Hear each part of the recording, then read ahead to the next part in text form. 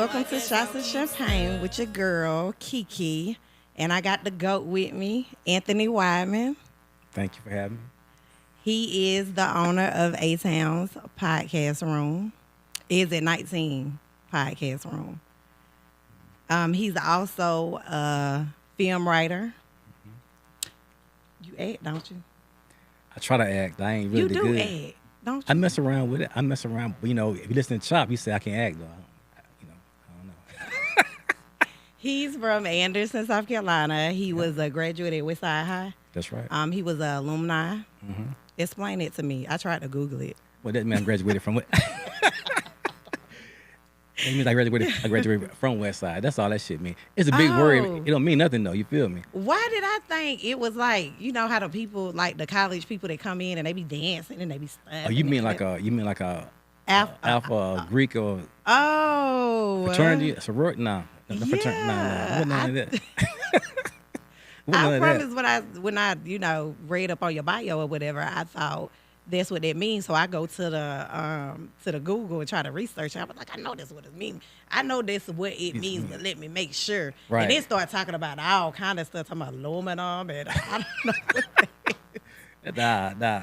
Well, I did send them a little bit of money back in the day. You know what I'm saying? Like a little bit of bread. They needed some shit going on. So I had a little bread I sent to them. Okay.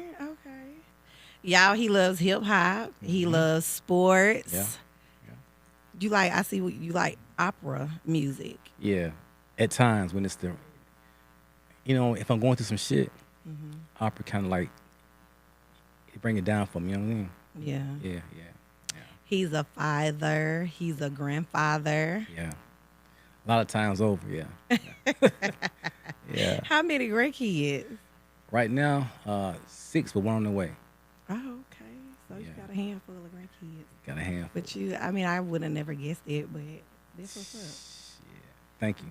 That is what up. So y'all, he did start. You started a music label. Yeah, back in the day. Yeah, I did. 1992. Yeah, I mean, that was a long time ago. Yeah.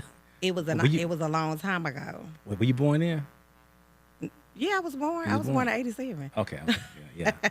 You was around. And what was the name of that record label that you started back in 1992? Let me think back, cause I done got old now. Record Records. Record. Yeah, I know it sounds crazy, but say it one more time. Record Records. Record. Yeah. Okay. So I know, right?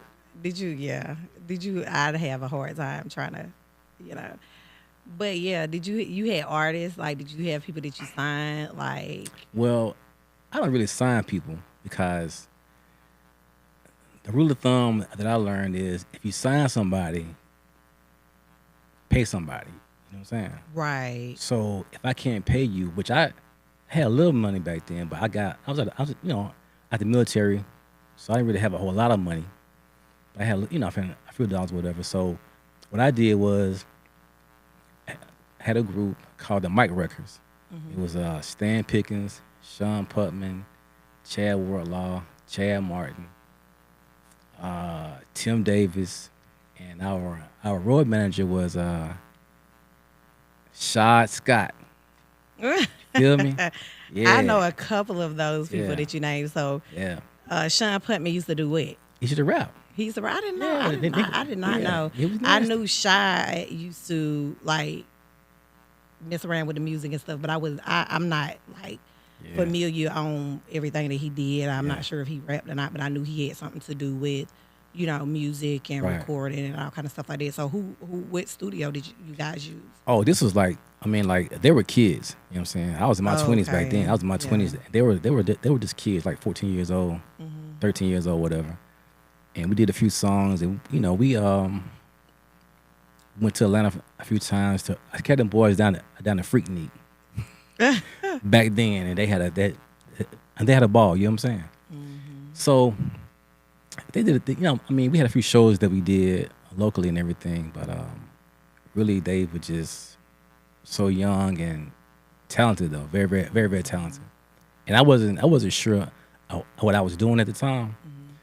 Because my brother was supposed to be with me, but he got killed 5 months prior to everything. So And I was gonna ask you about that next, yeah. because I think it kind of stated in your bio that you started your record company label after his passing or whatever. What happened? Like, well, he was in a your car. younger brother, right? Yeah, my younger brother. Yeah, he was in a car accident with our cousin, and it's ironic that he got killed like right on the street, but right on the road that we lived on in Centerville. And that, you know, that day was weird because I came, 2 months prior to me coming home, he called me every day. He said, bro, come home. Because he used to live with me in Kentucky, in Louisville, Kentucky. He used to live with me and everything. And I had a baby on the way at the time, but he didn't know anything about that, though. He didn't know he had a baby on the way? No, me. You had a baby on the way? Yeah. Oh, okay. So my brother came back down here to live, but he would call me every day and say, "Bro, come home, come on." So I finally came home, and then I told him, I said, "Man, you know what? I got something to tell you, bro." He said, "What's that?" I said, "Well, I got a baby on the way." He said, "I already know." So the same day, we were riding around, seeing all his friends. He told all his friends goodbye. But I didn't know that shit was going on. And then that night, he told me goodbye, gave me a hug goodbye, and he got in the car with our cousin and another person, and then about an hour later, he was gone. Right. And how old were you? I was like 27. He was like 22, 23. Oh, wow. Yeah. Oh, I know that was hard. Yeah, it was so crazy. Did it impact you? Like, did it kind of change you? Yeah, suicide was on my, at the time, was probably like my top priority, Yeah, I listened to a lot of Biggie. Music was, like I said, music has always been my life since I was a kid, you know what I'm saying? But that experience with my brother passing, they really fucked me up, Yeah. Do it still bother you today? Every day. I know. Yeah, every day. You know what I'm saying? Yeah. Okay, so you was also in a group. Was that a rap group or something? Not me. I was in the group. You was managing a group? Yeah. Oh, okay. And it was called what? Badasses? Badass Is, yeah. Badass Is. Yeah, oh, okay. Yeah. So who was in that rap group? John Bryant, Shad Foggy, and Derek Marina. Those people are from Anderson? Yeah. Oh, okay. So they were rappers? Yeah. And they put out like songs, they did videos and stuff like that? Shows? No videos, because at the time, videos were like right. It wasn't back like then, it wasn't like it is now, right. But they did acid shows, because I used to be a promoter.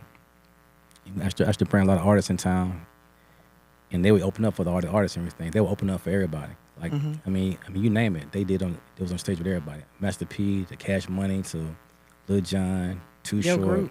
Yeah. Oh, okay. Goody Mob. And this is back, 97, 98. Right. When everybody was really, really hot back then. You know what I'm saying? Yeah. So were they that group Badass Is, was they up under Royal Black or Rec Records? Royal Black, yeah. Okay, so tell us about Royal Black. Well, I started a new label because I tried to change my, when you grow and you learn some things, you try to reinvent yourself. Right. So you can't keep the same things. It's like growing up as a man. When you go from a boy to a man, you change all your things. You don't play no more. You get serious about life and everything. So I got serious about my business. I read some books. I went to some seminars on music industry, contracts and everything. I was in a seminar with Lil Jon back in the day. I mean, Lil Jon was just a music a DJ. He wasn't even rapping and shit then. Oh, okay. I never knew he was a DJ. I didn't know that. Yeah. This is back when Ludacris was this Chris Lover on the radio and Pooh and Daddy, and this is way back. That's like 97, 98. You know what I'm saying? So, Lil Jon, he gave me a lot of game. He really did, about social death and Jermaine Dupri and everything. And I'm not saying we're friends now, but I brought Cash Money to Greenville back in '99 when Juvenile was hot. With that back that ass up in that hot, you know what I'm saying? So a little John was coming down from Virginia with his manager, and he came through and got on stage for me and everything in Greenville and opened the show and everything for me. And Bad As Is got on stage, and then Juvie got on stage, and Birdman, and then somebody in the audience put a damn pistol out and started popping in the air. Pop, pop, pop. What? Everybody took off. Why they did? Why? What was that for? Why? Niggas be hating back then. You feel me? Cause so they was trying to. Yeah, well, the sabotage. Cause see, yeah, I'm from Anderson. Everybody's from Anderson, but then we were in Greenville doing shows. Right. So it's like, nigga, you come over here and get money from Greenville, nigga. Come on, bro. Right. They ain't gonna fly over here. You know what I'm saying? Right. But I can't say it was hate though. Maybe it was more of an isolated incidents, whatever. I'm saying, but it went down though. Okay. But the show lasted maybe like 5 minutes, well, about 15 minutes. You know what I'm saying, and it was a wrap. But prior to that though, I got into it with Baby and Slim and you got into Manny it Fresh. with him? Yeah. What happened? Well, they were late. You know what I'm saying? Them niggas was way late. Tardy as a motherfucker. Very, very, very tardy. You feel me? Okay. So they messed up the part. They messed up the show. This would have been in Greenville at 8 o'clock on stage. You know what I'm saying? Right. So when they got there, I had some limousines. I had limousines and everything for them. Right. So the limousine driver was like, yo, man, I got to go. If they don't get here in 10, 15 minutes, I got to go. Right. Because he was doing me a favor. Right. He took off. They pull up 3 damn buses deep. 1,000 people with that. I mean, they got everybody with them, man. They got, oh my God. They got Lil Wayne was a baby. I mean, Lil Wayne was little. Turk, BG, everybody came. The whole Cash Money, everybody came. God. So we standing outside of the hotel. Hey, Woody, you got to be in limousines. You know, this Cash Money, and we playing my All Stars, whatever. I say, look at y'all niggas late. Y'all been paid. Show finna start. Y'all up here talking about some limousines and shit. Right. Get your ass in these cabs and these motherfucking vans and let's roll. We don't ride it. I said, man, look at dog. What y'all want to do? Now they have security guards now. Them niggas is big as shit. Mm-hmm. So Birdman was like, man, okay, let's go ahead and roll. Cause see, I met them years ago out there in Houston, Texas, when I had a little deal out there in Houston and everything. So, but they was cool though. I mean, they got out there and did their thing, but the show didn't last no damn time. Right. So they end up getting in the cabs and the van? Yeah. Oh, okay. Yeah. They knew what was up. They knew what was up. Cause like, shit. Back then, I would fight every damn body. I'll fight. Oh my God. I scrapped back then. Shit. Oh my God. I was young then. So around that time, that's when you like landed a distribution deal or something? Yeah. With your label with Royal Black? Yeah, I did. As a matter of fact, the deal went through a company in Houston, Texas. So the guy that owned the company, he took me to go see somebody very, very important. And it was Birdman and Slim and Manny Fresh. Mm-hmm. So that's how I met them, you know what I'm saying? So that's how I kind of knew them. I didn't really know them, but I had met them before. Mm-hmm. But I realized that them guys were hustling hard, you feel me? Right. They were getting their paper. So we had a little deal going on, and when the album came out, it was a double CD. Like, that shit was like, yeah.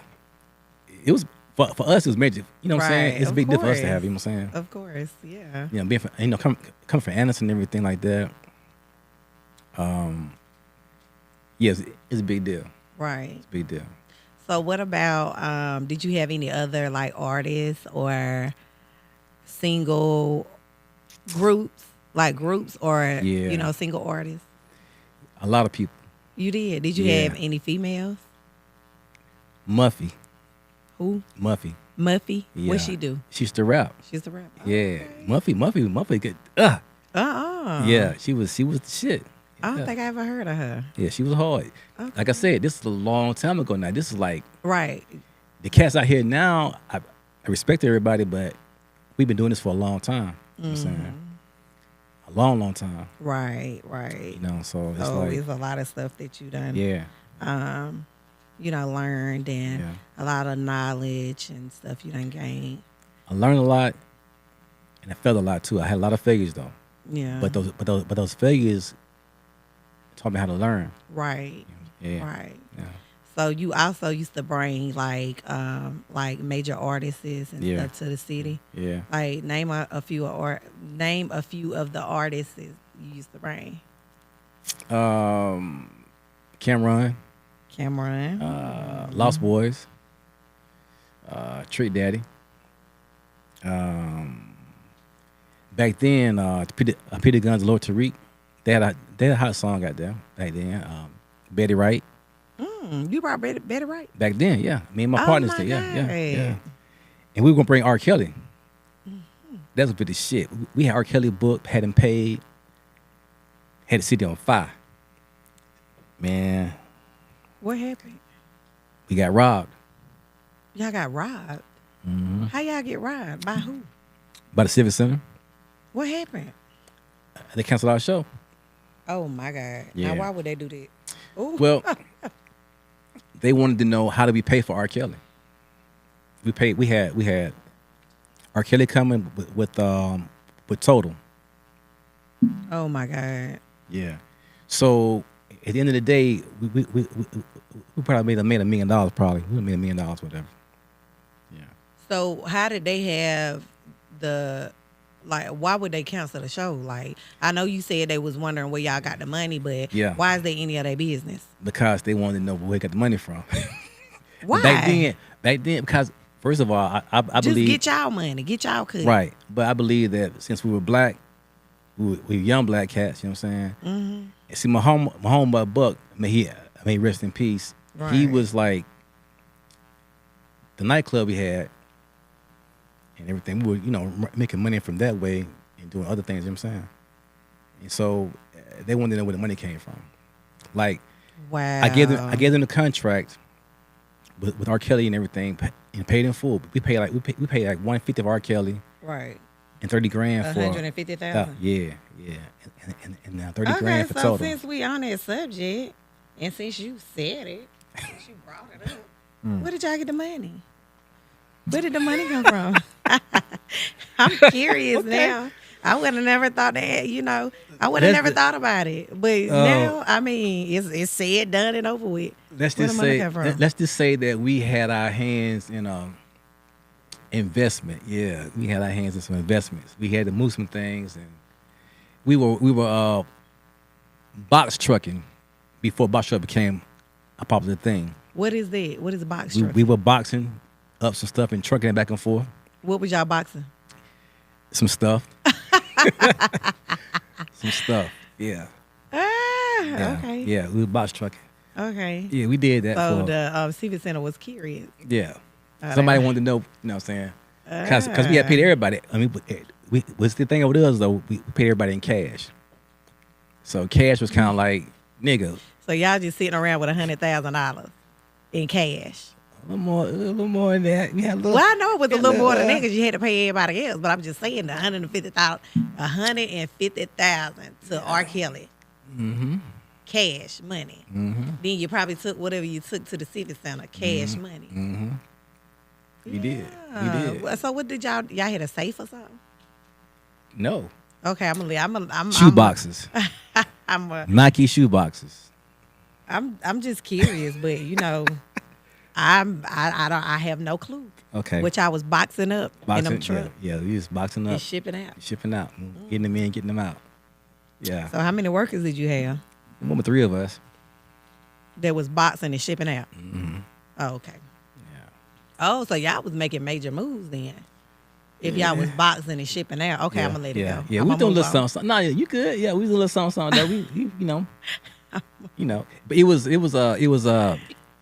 back then. It was a thing. You know what I'm saying? Yeah. It was a thing back then. Okay. I'm gonna keep this train rolling. Mm-hmm.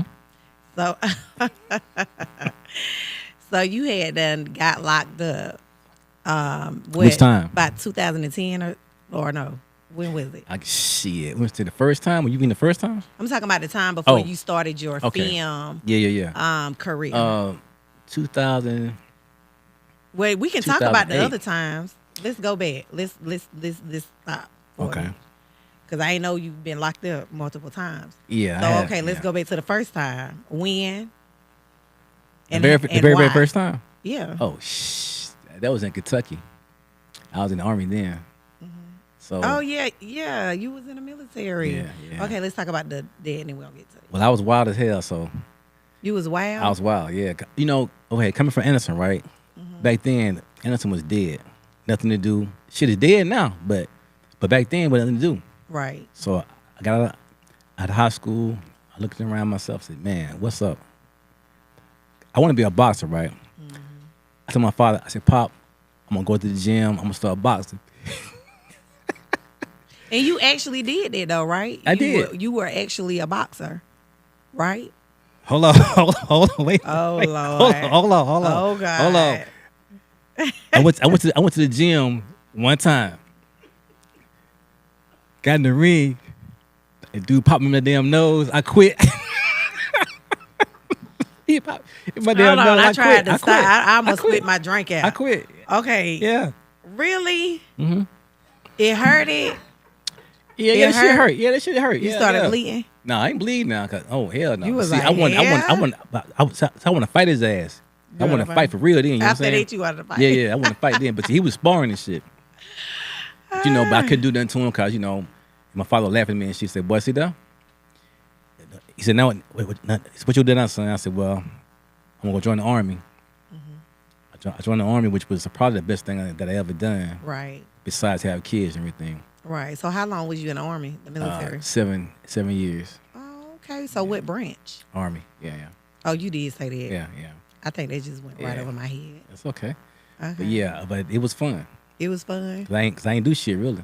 Did you ever get deployed? Yeah. Where was you deployed to? I went to Desert Storm Where is that?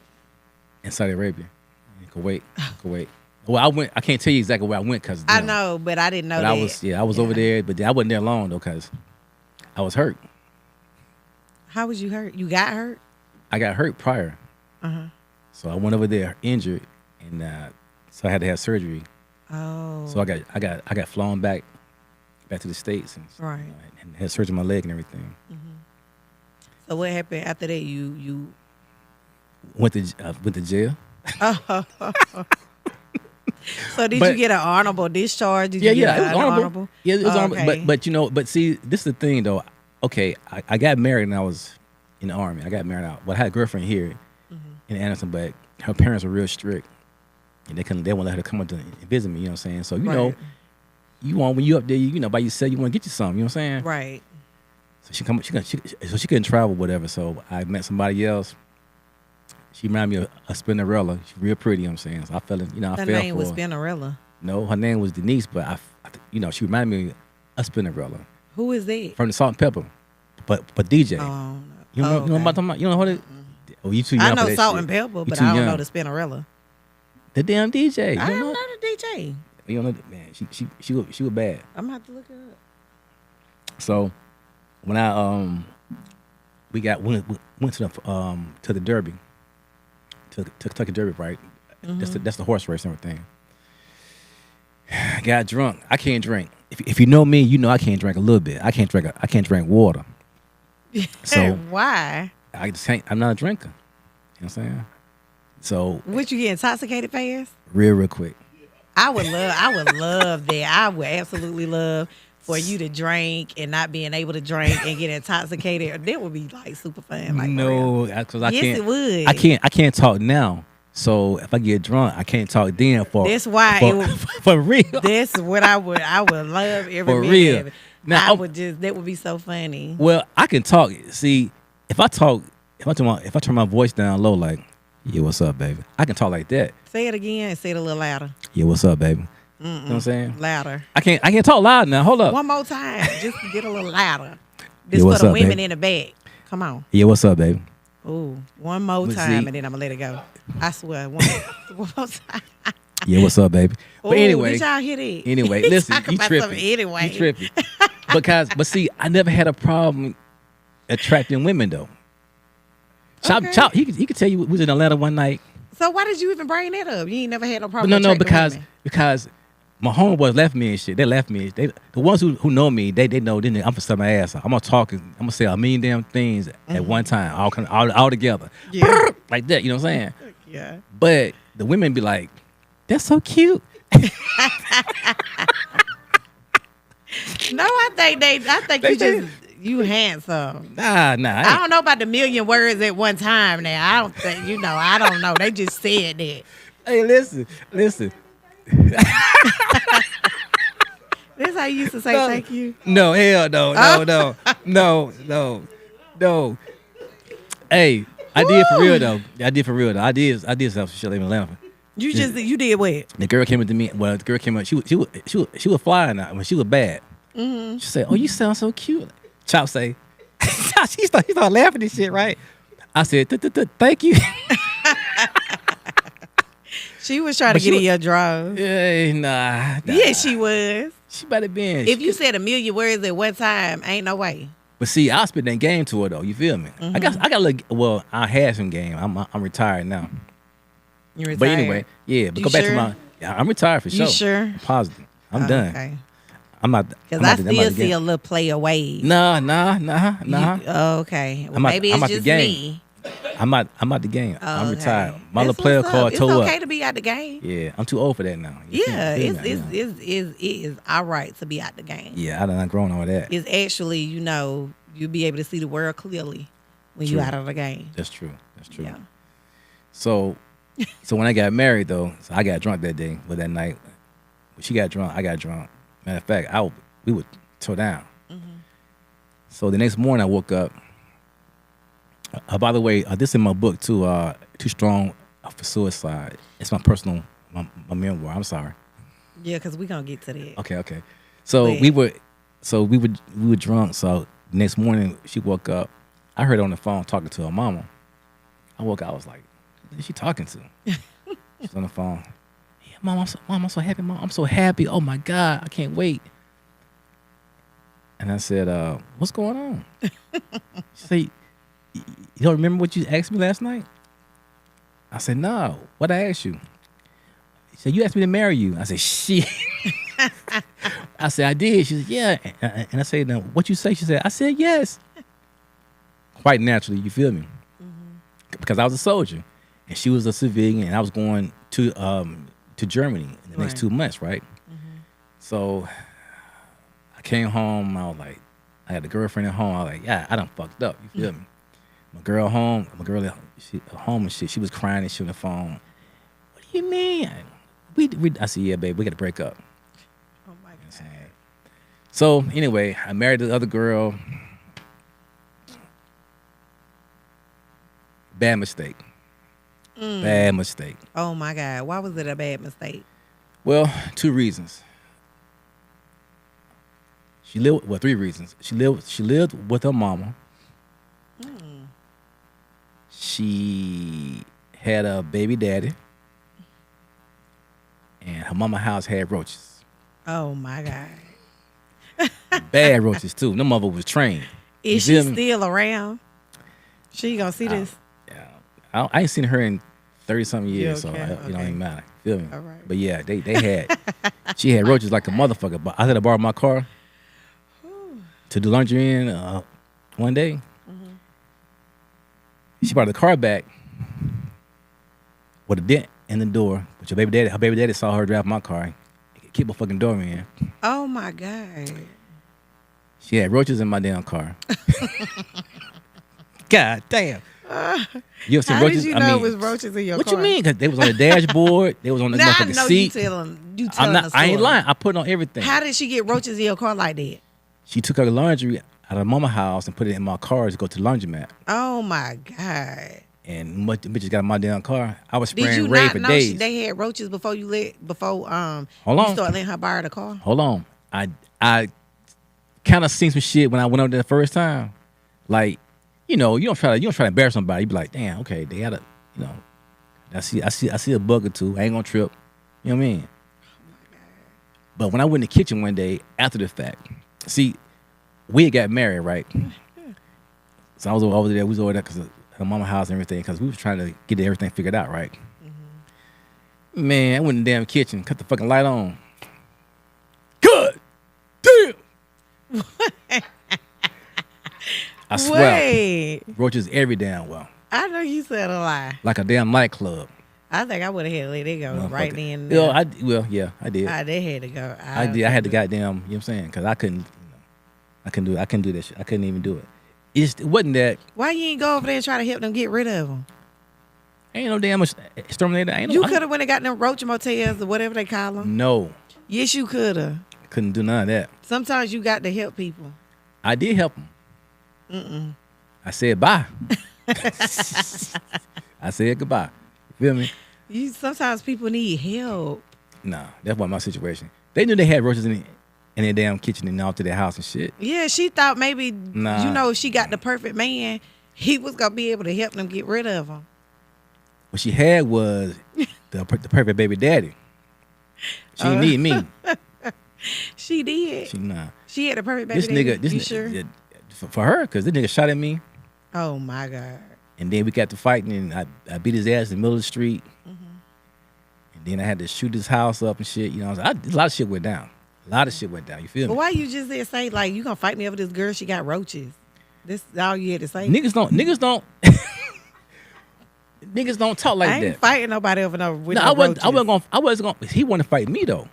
Right. See, I think I would have took off running. I ain't fighting nobody that got roaches.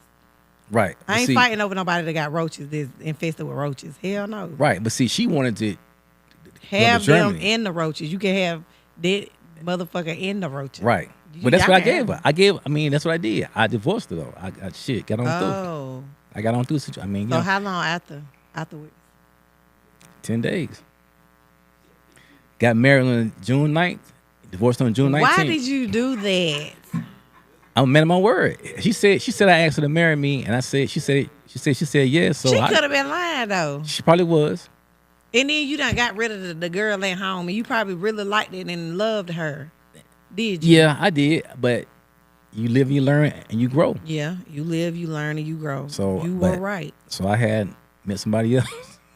Lord have mercy. I met somebody else, and it was crazy though. It's in the book though. I can't tell you everything right now, but it shit got crazy. She set me up though. Set you up for what? She tried to kill me. Oh no. Yeah.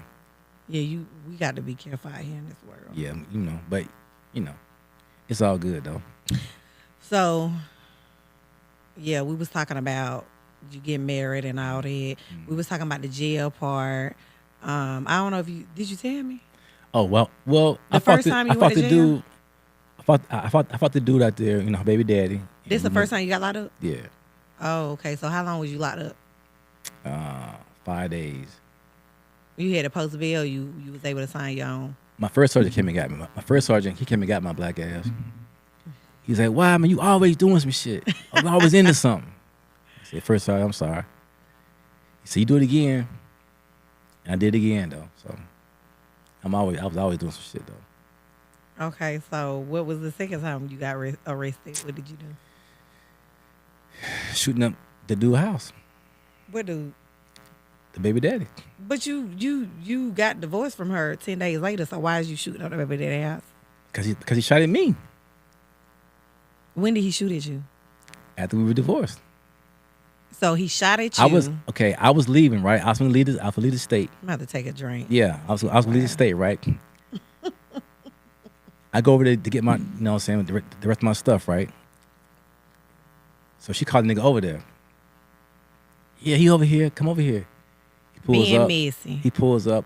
I'm in my car, right? He pulls up. He got his damn truck. Pull his pistol, start popping, pop, pop, pop. Now this how good God is, though. Right. The bullet's going right past me. Mm-hmm. I see him in slow motion and everything. So I take off running though. I jump over the damn fence. The nigga still shoot. Pop, pop, pop. My homeboy is in my car. He get in the car. He come around the other side of the street. I jump in the car. take off. We go back to post, load up. My whole little team now. I had a little gang in goddamn. You feel me? So you was a gangster back then. I had a little squad with me and shit. You was a hood nigga. Well, that's why I'm Westwood Heights. So we got down, load up, and go down now, back downtown Louisville, and we let off. And the Shot his house up. Yeah. And the next damn day, first sergeant say, "Hey, WIDEMAN, come here." I said, "What?" He said, "Are you finna go back to jail?" He said you finna go back to jail. Yep. Yeah, he did that. So I got locked back up. I got out. I came home. Feel me? Came back home, and then I went to Germany. Right. Yeah. So what was the next time? Oh. The next time in the situation. 97. I got locked up on Christmas Day. With a gun charge. So it's just a gun charge? Yeah. So it was minor. Was you able to get out the next day? Yeah. Okay. And so I know you was locked up in the county jail for like 14 months. Yeah. What was that for? Really for cussing the damn judge out, but they said it's child support, but it was related, I guess, somewhere in that situation. Right. But it was all good, though. I mean, it wasn't all good, but it was all good. Right. You know what I'm saying? Because I lost a lot when I was locked up, though. I did. And so that's where it started your film, like a little bit after you getting being in the county jail for 14 months. Yeah. That's when you got out, you started your film. I got out with a script. I was in there. Oh, okay. Yeah, I wrote a script, by hand. So I got out and I said, well, I'll make a movie and everything. And all the guys in there were kind of like, they were inspiring me. You feel me? They were inspirations to me because on Sundays, right? On Sunday, we have visitation on Sundays and everything. And I'll see these guys out there and the kids coming to visit. Right. And my kids can visit me too, you know what I'm saying? So it's like we out there, and no matter how people used to judge or wanted to judge or whatever and say we're deadbeat dads, whatever, our kids still loved us. Right. You know what I'm saying? So I don't give a damn about that deadbeat dad shit or whatever. Right. If your kids don't love you, then you fucked up dad. Right, yeah. That's all that matters. Right. As long as them kids still love you and respect you or whatever. Yeah. Like, ain't nobody perfect. Right. Nobody's perfect. Nobody. Like, right. It don't matter. Like, there's no perfect mother. That's true. So nobody is perfect. We all fall short sometimes. We all go through our own things when it comes to life. Nobody would ever be perfect, but it's how you stand in it. If it makes sense. Yeah. Or how you rise above, or how you correct. Sometimes it's all about how you correct your wrongs. Well, and being accountable for it. Like, not trying to don't dodge it, you know what I'm saying? Don't dodge the shit. Yes. Just say, look, this I'm right here in life right now. Right. I'm not where I want to be at. But let me get a little time to work it out, you know what I'm saying? Right. To work it out. And then it's with men when it comes to, fathers, and I'm mainly talking about fathers that's not inside of the household. It's always about financial. You got to be financially responsible if you have kids. Nobody should have to tell you that. You should want to be financially responsible. But like we both said, everybody falls short. Right. Whether it's the mother or it's the father. Like, nobody's gonna have it 24/7. Like, right. That's okay. But like you said, take accountability. Don't run. Don't try to dodge it. Right. Like, it's okay to be present and be like, I'm messed up right now. I ain't got it right now. Like, I'm going through something right now. That is okay because that's life. Right. But it becomes a problem when you go absent. That's right. And your own kids can't even contact you. Or your kids ain't seen you in months, a year, years. That is a big problem, and I don't understand it. You know what I'm saying? Well, like, you don't have to, nobody has to be perfect. That's true. But I think a lot of times, and this I'm going to say this right here, and I don't mean no disrespect to nobody, to no woman that's ever been in my life, because every woman that's been in my life, she gave me something that was more valuable than myself. And that was her and her time. Right. You know what I'm saying? And I wasn't always the best man all the time. But one thing I would do for her or any woman that was in my life at that point in time was that I would kill for them. Right. Feel me? Like I wouldn't eat if she couldn't eat. You know what I'm saying? I'm not going to, and she had kids. The kids came before I ate. Feel what I'm saying? Like, I went with a girl that she had 5 kids. See the movie Child Support? That movie Child Support based on true events. And I was going to get to that. Like, what was your part in Child Support? Well, I wrote the script and produced it. Me and Professor, Chop. I got out of jail with a script in my hand. I got out of jail. I told the niggas in jail, I said, yo, man, I'm gonna make a movie. Like, I gotta get out of here. They was like, okay, bro, do your thing. Whoop, whoop, whoop. So when I got out, I was trying to find a connection to this guy named John Oliver, some guy that I read about that made movies, right? And he was in Atlanta, right? So I called the cat. He said, man, I charge $50,000 to make a movie. I said, shit. So because I got out of jail, I had a few dollars. You know what I'm saying, I had a few dollars. I ain't had 50 grand at the time, but I had a few little dollars and shit. Right. So I wanted to make it authentic as possible, real as possible. Right. So I tried to reach out to Plies and T.I. and Lil Wayne and everybody, you know what I'm saying, to see if they would be interested in being in the movie or whatever. But of course, at that time, they were at their highest high. So they weren't gonna try to fuck with me. Right. Because I was nobody, you know what I'm saying? So I said, well, damn. So when I was in jail, Ray Mill told me this, man, Chop doing this thing with the camera and videos and everything.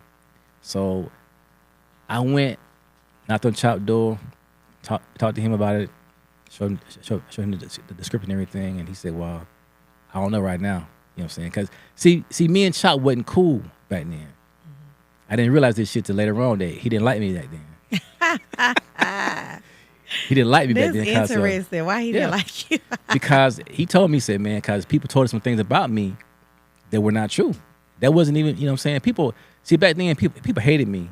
Like, well, I'm going to say this the spot, this the place to clear it up. So okay, well, let's clear this up. But let's get it clear. I mean, I know y'all already got to clear it up, but I'm just saying. Well, it was nothing really except he had just had people were telling him things about me and things that they couldn't accomplish, and they thought that I was the reason why they couldn't accomplish these things. But wow. I can't make you into somebody that you're not. Right. You know what I'm saying? I can't make you I can only do what I can do. Right. Because I'm only here doing what God allowing me to do. So I guess I brought Too Short one night to Greenville. And I think I had told Chop that he could be on the show or whatever. And the way the shit went, it was crazy. The whole night was a effed up night. I mean, Too Short brought 100 niggas with him. Oh my God. To open the show. He had everybody with him, you know what I'm saying? So we got thrown off and said Chop, he couldn't perform. And I think Chop was kind of like, damn, this nigga. He said, whatever I heard about this nigga, it is true. Whatever. But that wasn't the case because at the end of the night, I was in fucking handcuffs. Yeah. Yeah.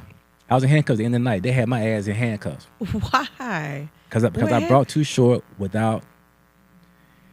They said that he was a gangster rapper back then. Oh. So Greenville County Sheriff Department told me, don't bring him. If I bring him, I'm going to jail. Too bad. He already been paid.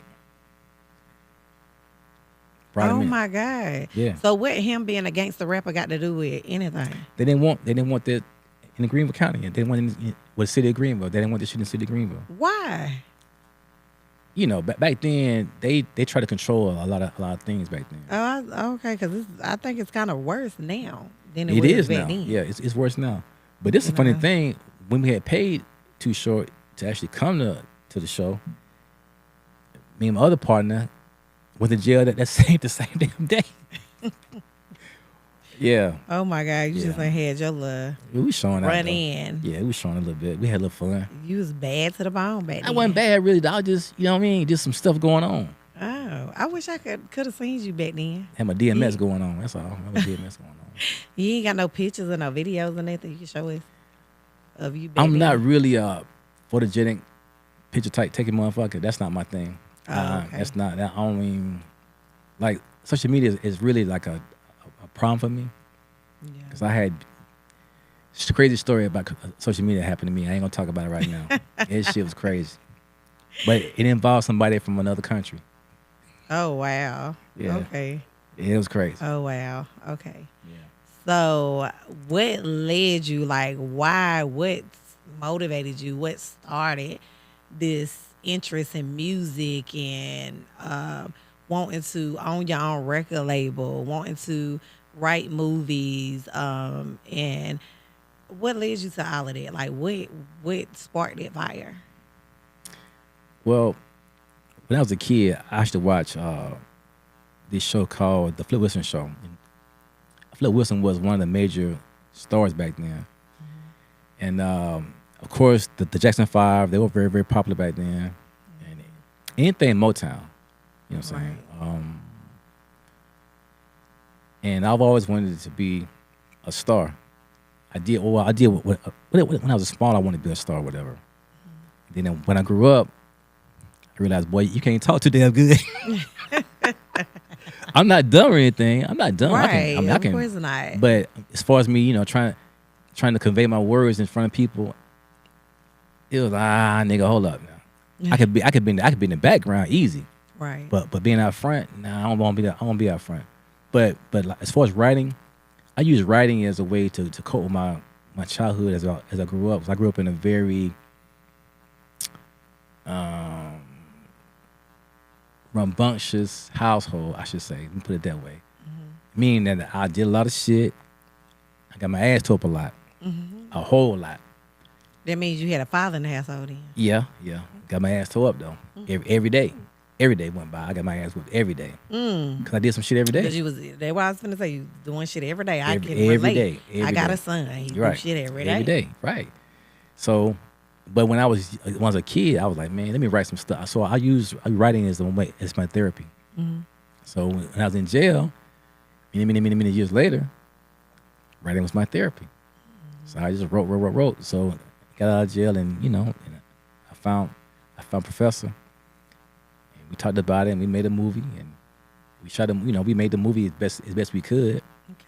And we took people who didn't have any acting experience, and now they're all over the world. Okay, so I just want to ask you a question, like a serious question. So why was I not in a movie? I didn't know you. Yeah, but why was I not in a movie? I didn't know you. I don't know you now. I really don't know you now. Your homeboy knew me. Well, you got to ask him about that. I don't know. I ain't know nothing about no casting calls. We did casting calls though. We did casting calls. But I didn't know you then. I don't know you that well now. But yeah, the next project, you already in now. Feel me? Yeah. So yeah. Okay, so the next project, KEKE is already cast. Whatever's gonna be, it might be Black Monday, set off 3. I don't know what it's gonna be, but it'll be something. You already in now. Thank you. I think I'm a fantastic actress. Yeah. Okay. Why you look like? Nah, I'm just saying. Everybody be saying the same thing about themselves. I've never played in a movie. None of that. None of that. I act in real life. Like my whole life is a movie. Like I'm acting all the time, every day. Okay. Like when it don't matter what the situation is. If it got involving my kids, or if I got to go up there to the school, like I'm putting on. Okay. Every day. Putting on. Okay, I got you. Hey, I trust you. I mean, hey, I go up there and I may have a conversation at the school, and then I got my 17-year-old daughter over here. She over here rolling her eyes. That ain't my mama.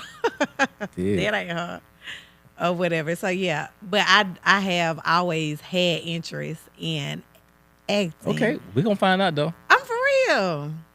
Okay. They call me crazy. I don't think I'm crazy, but they call me crazy. Or whatever. Like I literally will act out a movie. Like I could be at home and a situation can be going on, and I would literally act it out. I would act out what somebody might say to me, what they might try to do, and I'm gonna act out my reaction. And I'm gonna be sitting in there talking, doing all that, and going crazy. So what that mean? That you crazy? What that shit right there? Your ass is crazy. You just said it. You said it 4 or 5 times all of in the conversation. Your ass is crazy. So yeah, you did. Like my people used to kind of like they used to be into it with folks and stuff, and they used to have like little situations going on, and they used to be like, call Kiki. She'll fuss with her. She'll argue with her. She'll tell them about they said they ain't gonna want to argue no more if they talk to Kiki. Like for real. So I literally think I'm a blow people away. Okay. Like when I really step into it, I'm gonna really blow them away. I really think I got that gift. Okay. Well, all we gotta do is just do it. And I'm ready to do it. Whenever y'all say ready, set, go, action. Okay. I'm gonna be there. Okay. All right.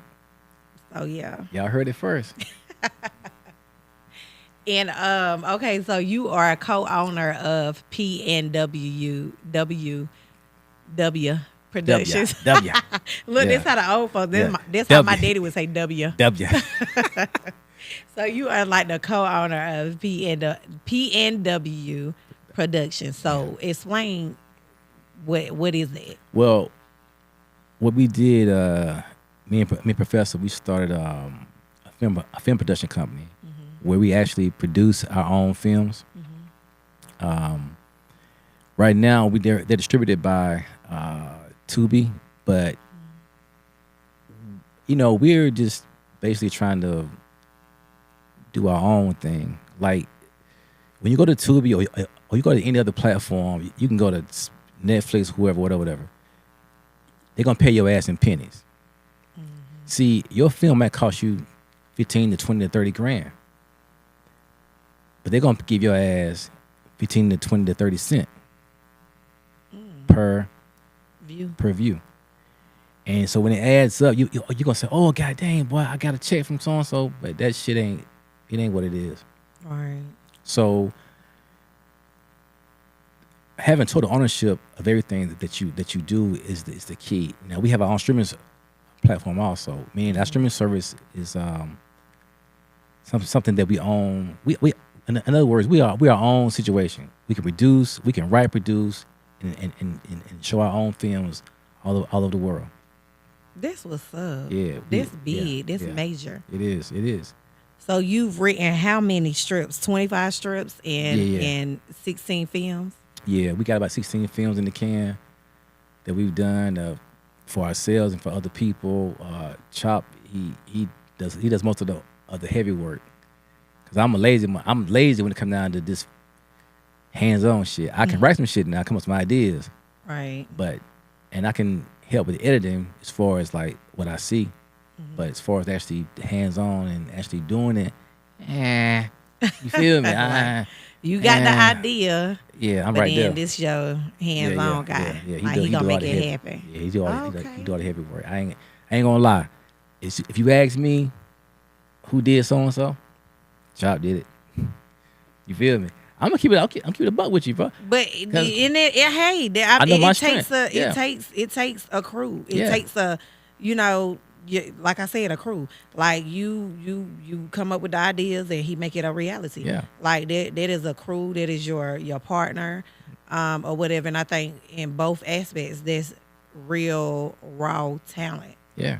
Like this really amazing. Like to me, that's amazing. Like because I'm intrigued with stuff like that. Yeah. So it's really amazing. You know what I'm saying? Well, like I've been to film school. I graduated from one film school. I'm in film school now. And that's what I was getting to my next. Slow down. Oh, I'm sorry. Slow down, cowboy. My bad.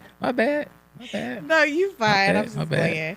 But yeah, so you graduated from a film school and you're currently attending a film school to get your bachelor's. Yeah. Or whatever. So explain that. Like you really about to you ain't playing. Well, you really ain't playing. I figure it's really like about these people out here. Like we go to LA or where we go to Atlanta or whatever for these film festivals, these film markets, whatever, and nobody really is in there with any kind of degrees. They've been lucky enough to have talent, but they have great writers, and the writers that write the scripts and the directors that actually shoot the projects, get the projects done, they're the ones with the talent. Well, the producers also, but at the end of the day, the actors or whatever, anybody can act. Right. If your director is is good enough, is good at his game, he can make anybody look good. You know what I'm saying? I know that's right. If the writing is good, there you go. Right. So I wanted to hone my skills. I wanted to make sure that I had my shit together. You know what I'm saying? I couldn't, in other words, I wouldn't want to tell somebody else what to do if I know what the hell I was talking about. Right. You know what I'm saying? So that's why I'm back in film school. So, just going back on everything, you actually started really like making moves in 1992. Yeah. And here it is, 2024. Yeah. Do you believe in God's timing? Always. But you can't never give up though. Imagine it's cats that was with me in '92 ain't doing what they doing no more. They quit years ago. No disrespect to them. They did what they had to do. But I can't even stop. Right. And when you some of 'em can't dead, stop, too. you destined. Yeah. You destined. It's something Yeah. there, something amazing. And I truly, truly, truly believe in God that everything's gonna happen on His time. Like when He say it's time. That's right. Because there's a purpose behind everything. That's right. And sometimes it's certain things that you have to go through before you get to where you searching, you trying to get, you working, you trying to get to where you trying, because in your mind is you see the vision, your spirit and your soul is something just burning there. You know it's something. Right. So everything happens on God's timing. That's and true. I say that to say this, how everything worked with me and all of us coming in contact and all of us, That's right. crossing paths. It literally blows my mind. And I have that story, but I tell it at a I got you. later at a later time or whatever. But But true, it just though. blows my mind every time I think about it, like how God works, how He behind the scenes working it all out, All the time. right in the strip. Mm-hmm. He the one he Orchestrate orchestrated everything. That's right. Yes. So it just blows my mind every time I think about it or whatever. Because we got here to this point right now. Because this room, the building was an empty building, full of crap, full of junk. Now it's on fire. You feel me? Right. So anybody want to come do their podcast? You feel me? If you think you got what it takes to be a host of a podcast show and you've been dreaming to run your own podcast or host your own podcast, hit up A-Town's podcast. Is at 19 Podcast Room. Yeah. Is at 19 Podcast Room, and we will post the information, the contact information, or whatever you need. Mm-hmm. Or you can contact Anthony directly. You can contact Professor directly, or you can contact me directly. And we will help in any way that we can. That's true. Great. Good commercial. And by the way, go ahead and share this live if you're watching. Great. You got it now. You got it. Hey, y'all heard her? Yes. And so I do want to ask you about your you are like you own a racehorse. Co-owner, yeah. You're a co-owner of a racehorse. Yeah. Tell me about that. Like I don't know anything about that. He had some problems, but the horse, his father was American Pharoah. His father, a Triple Crown winner. If you don't think about horses, you know this horse is bad. It's a bad boy. Me and Shaw was in LA back in November, right? So the Breeders' Cup, the Breeders' Cup is a big horse race out there. So it's his first time going to the horse race. So we go to the horse race to the track. It's pretty out there too. It's a Santa Anita Park. Sitting down inside the mountains out there. Pretty place. It's pretty out there. I mean, on fire. The horses that cost money. So we out there. My horse didn't run. Cause my horse had to get gelded. He had to cut his balls off, shit off. Oh wow. Yeah, because he was too big. He gained a lot of weight. So they had to cut his balls out? Yeah. What they got to do with him gaining weight? Well, testosterone makes you gain weight. The more you. So it was a big old pretty horse. Yeah, he's still big and pretty, but he's not as big as he was. Oh, okay. But he costs a good bit of change. Oh. So he could be running. Hopefully we gonna go out back to LA. Well, it's gonna be in San Diego this time, so we'll be back out there in November. and hopefully he'll be running out there in November. Okay. Yeah. So what made you interested in owning co-owning a horse, or I just even just you like to see horses race? Yeah. You like I like horses? sports. Horses really, yeah, they're cool. You know what I'm saying? Yeah, they cool. They're cool. They beautiful. Yeah. But I don't know much about them. But they are beautiful. They pretty. When you go to the first horse race, you're gonna be like, wow. You're gonna be. See, I've never been. So You gotta go to a horse race, and then you'll be like, dang. Okay, so maybe I go with you. Yeah. Y'all can go with your horse racing. Your horse be racing. Yeah, he got to. Well, hopefully he'll be racing in November. Hopefully he'll be racing. Okay, so because I've never seen a horse race. I think I've seen it a little bit on TV. Yeah. Like with people bed and all kind of stuff like that. Or whatever. Yeah. But live, and though when you go out there live, it's different than live. Live, everybody's out there. It's so invigorating, exciting. You know what I'm saying? Mm-hmm. Yeah.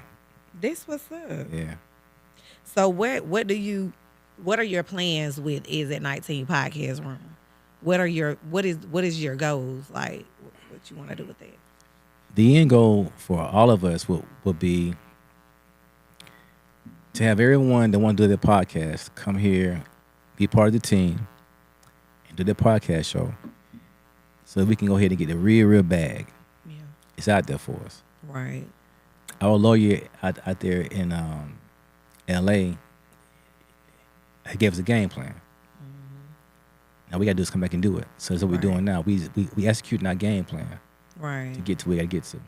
Right. Because it's some bread out there. So anybody could just hit y'all up about a podcast. Yeah, as long as they're serious about it, as long as y'all serious about doing something and be consistent with it. Be consistent, right. Come and be consistent on your day that you lock in with. And in 5-6 months from now, it's gonna be on and popping for sure. Yeah. Right. Mm-hmm.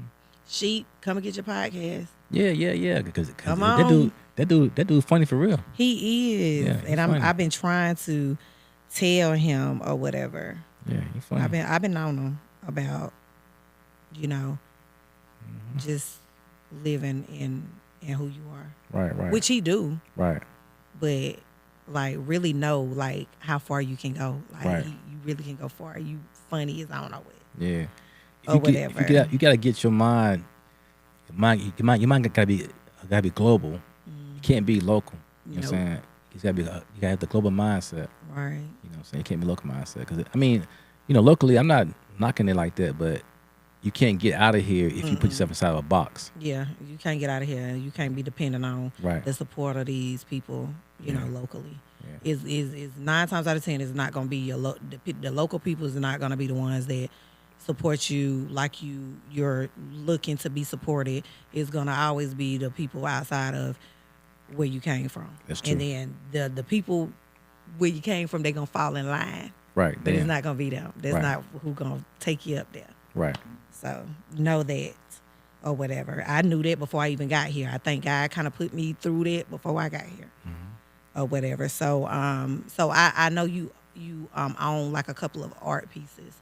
Yeah. Like you own paintings. Yeah. Okay, tell us about that. Well, probably my most prized piece is a piece that my homeboy painted, Emmanuel Wilson, and it's portrait of Chadwick Boseman, which was my cousin, the Black Panther, and Kobe Bryant. Kobe Bryant is like an inspiration, I think, to a lot of people because of how he didn't play no damn games. Kobe, he was a dog. You feel me? A real dog. Like what you mean by that, a dog? He was a competitor, man. He didn't care. He didn't care who was in his way. He'll go through your ass. He'll go through you, over you, whatever. Mm-hmm. So that's how I approached this film shit, this film business, this music business, movie business. I don't care who's in the way. I know that's right. We gonna bust him in the jaw. Boy, make everybody lay down, whatever. Get down. You can get with us or lay the fuck down. And that's how you gotta be. This podcast shit, same way. Yeah. We didn't come. You see, we didn't come bullshit. At all. We come bullshitting. We didn't come playing. Half stepping.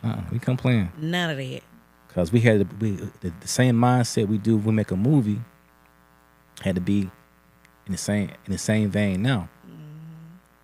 We shoot a movie. I mean, we done done movies with major people. I'm saying? Like, and it cost money. Right. It wasn't no goddamn freebie. Shit cost bread. Right. And we spend bread. We spend crazy money on shit. Cameras cost goddamn $4,000 and $5,000. The lens cost $3,000, 4,000. You know what I'm saying? I mean, so we got a lot of money tied into all this shit. Right. Like, paid for. This ain't no rental and shit. Faith is dead without words. Yeah. Like, you're gonna have to step out there. You're gonna have to have that mustard seed faith. Mm-hmm. Y'all, like, a mustard seed is so small. Yeah. Like, for some reason, mustard seeds just been popping up all around me. All around. I don't know why. Like, I never seen a mustard seed until like a couple of weeks ago. So they just been popping up. It's time to harvest. It really takes that, and you really got to believe in yourself. You really got to go. Yep. You can get 100 no's, and you can get that one yes, and it be that big yes. That's you know it. what I'm saying? So faith is definitely dead without works. Like, you got to step out on faith, no matter the situation. That's how I look at it now. Right. I mean, we done a lot of things on faith. Shit, everything we do is on faith. Yep. Hell, we living on faith. On faith. That's right. Every day. We wake up on faith. Every day. You got people out here don't know what's gonna happen when they open their eyes, but their eyes still open. Right. So, we got faith that we're gonna be able to breathe. That's right. That's right. True. You know what I'm saying? We got faith that we gonna eat this food and it ain't gonna kill us.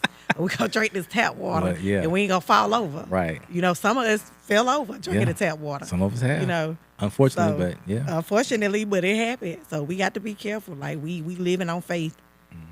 We are absolutely living on faith. And then with your saying that you like to say, Andale taught me, Westview Heights raised me. Yeah. Like, there can be a whole song. You feel what I'm saying? Andale. What's Andale? But that's Pinedale.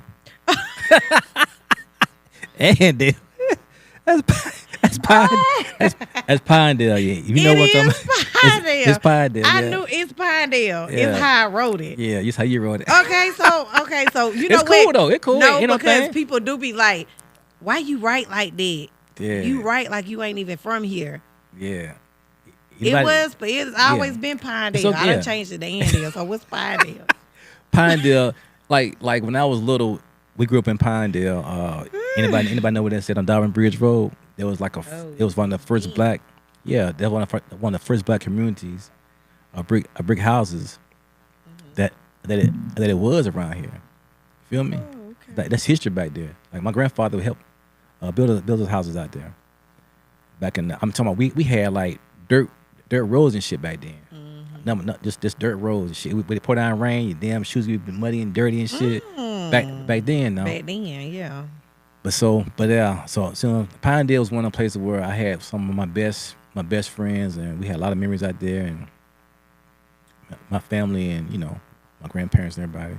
Right. And then we moved to Centerville, and then from Centerville to Westview Heights. Right. And that's where I learned how to do what I do.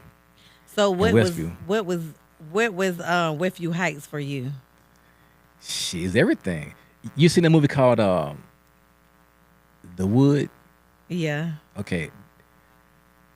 Westview Heights, Hillcrest Circle. Feel me? That was my whole look. I knew how to. Everything came together. Right. I was doing things that I shouldn't have been doing. I was doing things I shouldn't have been doing before that, but it became a more common out there. Right. Westview, because it was like, what? It was was that thing. It was on. It was on. Westview It was on. Heights. Yeah, it was on. You ain't from Westview Heights. We don't know where you from. It was on back then. You feel me? It was on. I used to live in Westview Heights too. Did you? I did. Okay. I did. Okay, so let's talk about your book that's coming out. Yeah. Too Strong for Suicide. Yeah. I actually love that title. Yeah. So tell us about that. Like, what Well, encouraged you to write that? Like, what's behind the title of the book? Well, I think what I've been through, like relationships and shit like that, growing up the way I grew up. I met my father for the very, very first time when I was older. Having brothers and sisters that I didn't really know about. Losing my brother. I think just a thing about life itself, like all my failures and everything, all my failures and all my sins, and how I stayed strong and I overcame it. Like when you deal with a lot of women, which I used to, a lot of women, you take on their responsibility for them as a man. You know what I'm saying? And when you do wrong by them, you got to goddamn, hey, carry that shit. You know, because you're gonna get punished for it. You gotta carry that pain. You gotta carry that shit with you. So I carried that shit with me for a long time. Most people might have killed themselves, but I couldn't do that to myself. I might have wanted to. It got heavy sometimes, but I couldn't. Right. So I had to just accept my sins and accept my karma and my punishment. Like going to jail was some karma. You know what I'm saying? It wasn't like I was just, but I had some things going on around me that I just had to go through it, the fire. You know what I'm saying? So my book is about my life story, the good and the bad, and the ups and downs. You know what I'm saying? Right. So it'll be out in January on my birthday in 2025. Okay. So in the book, do you directly speak about suicide? Do you speak about like different events maybe where you was leaning towards? Well, I have PTSD from the military, and like I said before, the writing is my therapy. You know what I'm saying? So the book is therapy for me in so many ways. But I do explain a few things that I was going through that could have led to something. You know what I'm saying? But I'm not crazy or anything. It's just that when you become depressed, your mind starts playing tricks with you and shit. Your mind starts playing with you. The devil starts talking to you and shit. Right. You know what I'm saying? And then if you let that devil win, that's your ass. Right. You know what I'm saying? So you gotta be strong. Right. Period. You know what I'm saying? You gotta be strong emotionally, mentally, spiritually. And we all fall short at times. But you gotta fight through it though. You know what I'm saying? Yeah. So is it anything particular that you're searching for in life? Like, I'm not talking about the music. I'm not talking about the filmmaking. I'm not talking about the podcast. Like, what, or is it anything that your soul, your spirit, your inner self is searching for? Like, is it? That's a great question. And the answer would be peace. I want to have peace. Peace with my children, all my children's mothers. I mean, it's a bunch of. So, but for the most part though, within myself, I want to have peace within myself. You know, like when you look in the mirror, I don't look in the mirror and be like, damn, I hate that nigga. I want to be like, damn, okay, we all right, bro. You know what I'm saying? We so okay. When you look in the mirror, is that how you feel? Like, how do you feel when you look in the mirror? You look at yourself, and you know how it is. When we look in the mirror, and we in that mirror by ourselves, literally in our bathroom, looking in the mirror, we see everything. We see everything from 10 years ago. Right. We see whether it's something we did or something that was done to us. We see everything. Yeah. So you looking in the mirror and looking at yourself, how do you feel? Like, you don't feel like you have peace? I feel no, because last year I lost a lot. I lost a lot last year in so many ways, and I'm still emotionally going through the situation. But right now, if I look in the mirror today, right now, I see. Nah, I'm not at peace right now. I'm still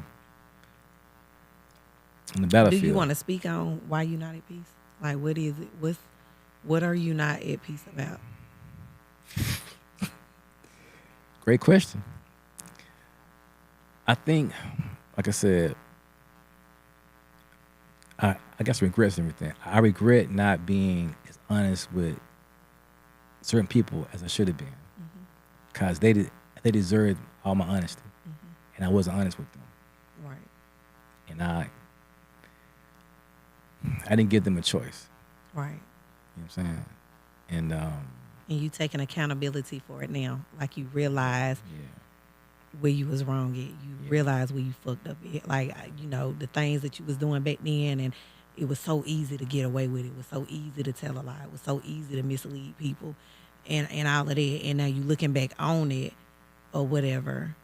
Now you see your flaws. Yeah. You see, Yeah. the wrongdoing. You didn't see it then. You knew it was wrong, but you didn't literally see how it was affecting people. I didn't know it was wrong because I was told.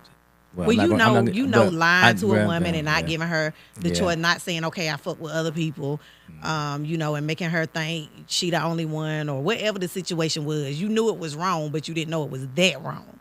Yeah. Like you knew you shouldn't have did it. Like you knew you know what I'm saying. Like you knew you was telling a lie pretty much. Well, when you have somebody down for you, when somebody down for you and with you, your loyalty should always be, there. Right. But like you said, you really didn't know. You knew, but you really didn't know. And you didn't know how important it was. You didn't know that you really was your own enemy.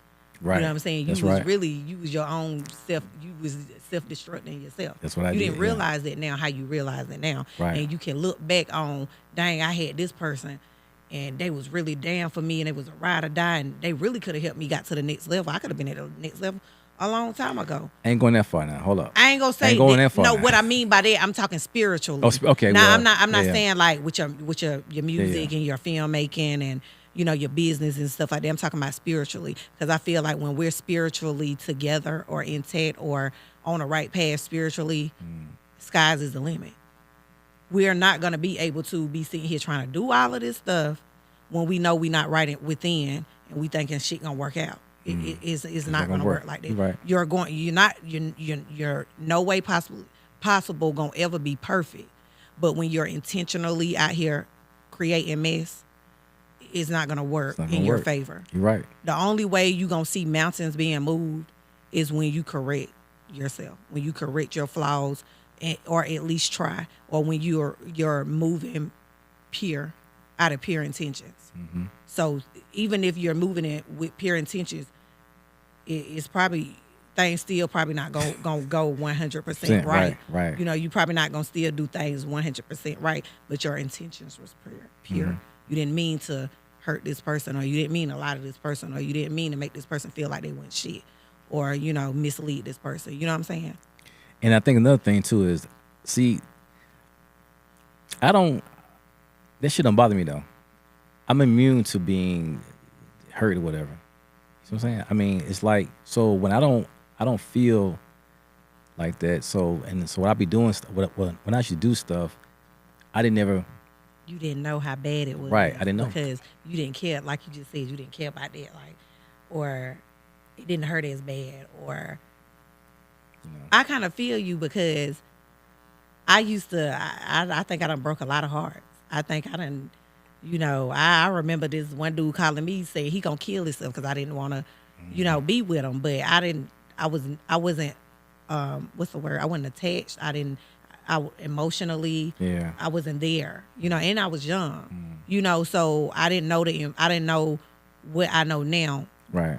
Going through that, right. Being attached to somebody emotionally or mentally or whatever the case may be, and then having them not give a two fucks about me. You know what I'm saying? Mm-hmm. So I literally went through what I have put somebody else through. Right. And so I understand it, and I see the picture clearly now. Right. See what I'm saying? I understand. So that, and I say all of this, all that I done said, I say this to say what I'm about to say now. You gotta let it go. You can't beat yourself up about it. You can't keep downing on it and, it is good and it's okay, and it's amazing that you feel some type of way about it and you wish you could go back and change the hands sometimes, and you're taking accountability, but you got to let it go. Oh, yeah. You're right. You done learned from it. Yeah. You get it now. So now you got to move on. You done learned the lesson. Them lessons that God was trying to teach you then. Yeah. You got it now. Got it, yeah. If you didn't get it then, or you got it 5 years ago, or you got it now, you done learned them lessons. So now you got to throw it in the universe and let it go. Let it go. I'm for real. Like, you can't keep downing on it. You can't keep thinking about it. Let it go and move on. it's time for you. God say it's time for you to move to the next level. No He doubt. forgive you. No doubt. You're right. You know, them people ain't even, they probably don't even come, they don't probably don't even think about it. But that's why we got to be cautious, and we got to teach the ones that's coming up behind us, and we got to teach our kids about how to treat people. Mm-hmm. Do unto people as you would want done unto you. That's Treat right. people how you want to be treated. Right. By all means, you ain't gonna always get it 100% right all the time, but be pure. You know what I'm saying? Mm-hmm. And that's all that matters. That's right. And I want to tell you that it's time for you to let that go. Let it go. You done talk to God about it. You see and you understand where you fucked up at. You get it. Mm-hmm. It's time, because God about to elevate you. Like, God got something else in store for you. God done put you on a whole nother mission. You got it. No doubt. Yeah. Okay. And I know you probably know all this, but I was but like I said, hearing it from somebody that's not inside my circle, it's always important. Right. You feel me? Because people inside my circle, they're always gonna tell me that they're always gonna give it to me real. Right. Which my circle is very, very small. Right. I'm talking about like a fucking BB dot. You feel me? I don't even deal with a lot of people. That's by design. Right. Not because I don't like people, it's just by design though. Right. The less people I have in my circle, the less shit I got to go through. You know what I'm saying? But you're right though. But I've learned my lessons though. Believe it's that. okay. God ain't gonna beat you up forever about it. Yeah. All He wanted you to do was realize what you did wrong. Yeah.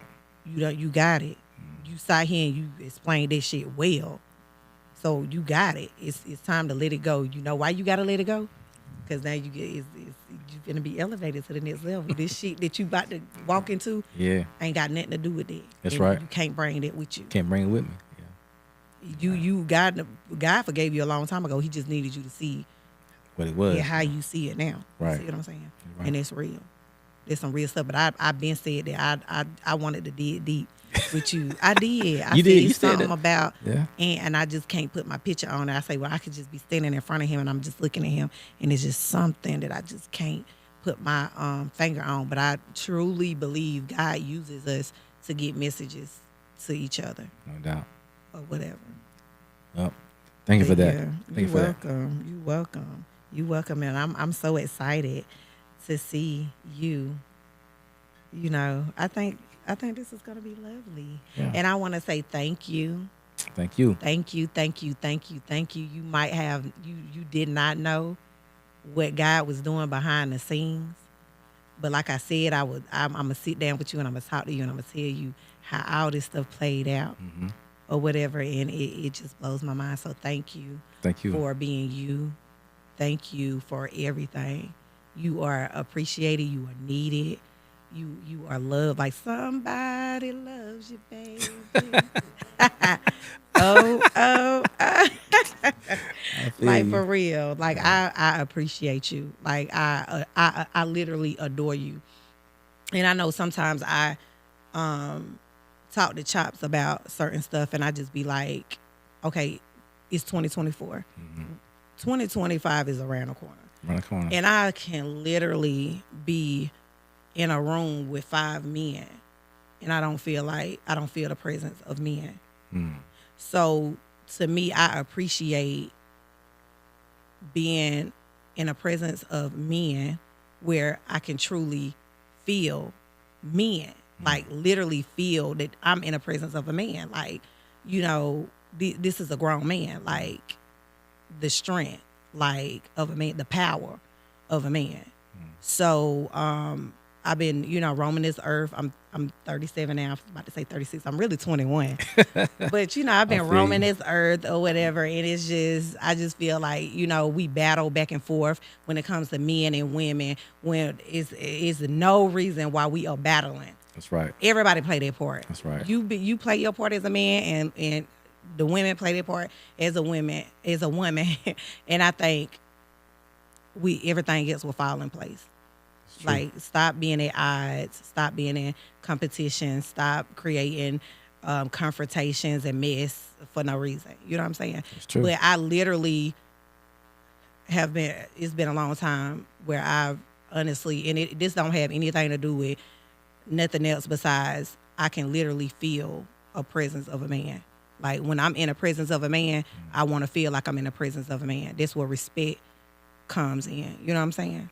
So I appreciate y'all. It's good to see men out here doing real nigga shit. You know what I'm saying? It's good to see niggas just out here trying to make shit happen. We trying. That's kind of sort like y'all are catering to Anderson, like to the city. Like literally. Like a lot of people don't get it. A lot of people don't understand it. A lot of people don't see the vision. But I'm here to tell you that God said it's time to elevate. He's here to elevate. No doubt. Us as a team. Exactly. And I love you and I thank you. Love you too. And Appreciate that. This was amazing.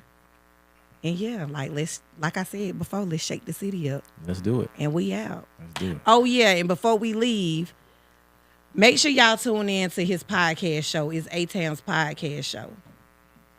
And it comes on every Monday. 6 p.m. on Mondays. Yes. And we out. Like, share, and subscribe. Yes, ma'am. Thank you for having me. Great.